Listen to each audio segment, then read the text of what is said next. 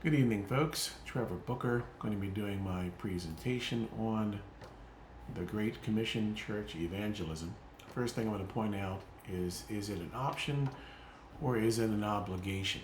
I would like to make the point that it's not just a good idea or even just a God idea, but actually an obligation that we have as saints and believers to be pushing this concept of the gospel in this world today.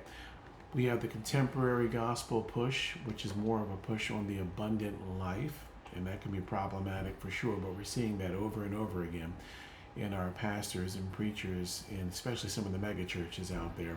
The problem is there's also a mass exodus falling away from the faith.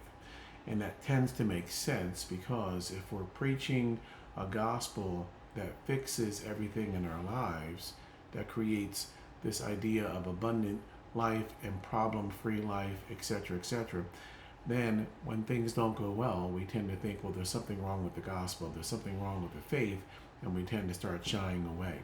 It's sort of like the parachute analogy that we saw in the story. If people knew they were on a plane that was crashing, well, then of course they'd want to put on that parachute, regardless of how uncomfortable it might be. But if they think there's nothing wrong with the plane and the parachute is just a good idea, then why would they want to have that bulky thing affixed to their back? So that is part of the problem.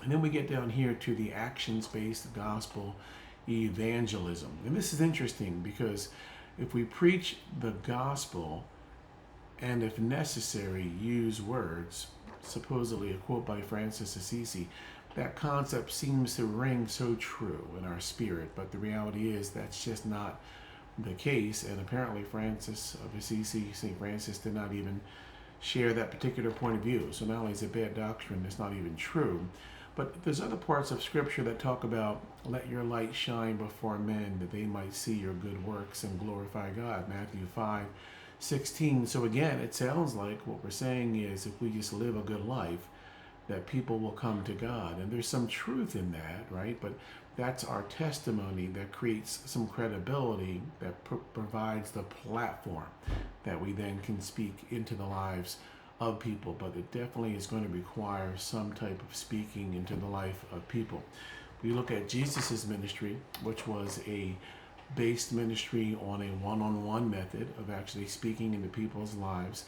It's often a relationship approach based type ministry, right? So when you think of the woman at the well, he was meeting emotional needs, he was meeting cultural needs in terms of a Samaritan who was talking with a Jew, right?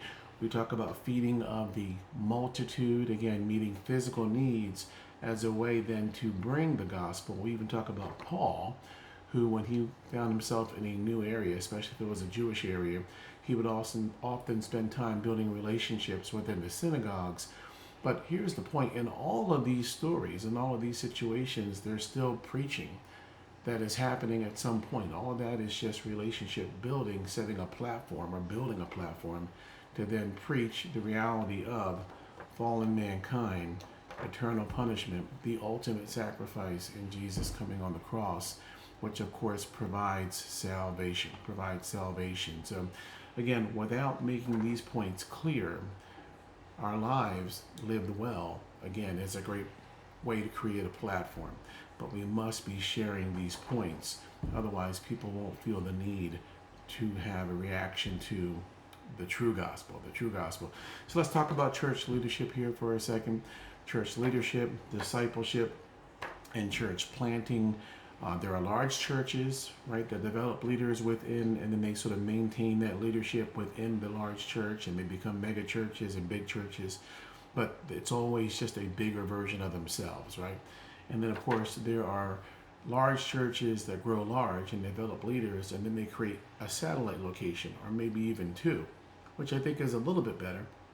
But I think what we're seeing in Acts 2 is this growing a healthy church, which doesn't even necessarily have to be a large church, it's just a healthy church.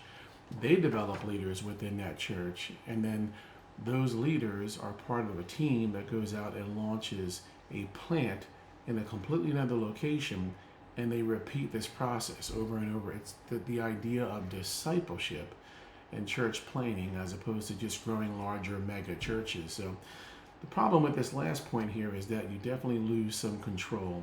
And being in the secular world, where I grow large teams in the business marketplace and send people out, and sometimes there's issues and problems, and you think to yourself, if I would have just done it myself, I could have avoided all that. I think sometimes that's what large churches are afraid of, is they're going to launch things and they're going to fail because they're losing control. But if the Spirit is in it, and if He's sending these folks out, we have to believe that that's the model that's been given, and He's going to make sure that it works out. The good Lord is going to make sure that it works out just great. So I'm going to wrap up with that. Thank you so much for your time.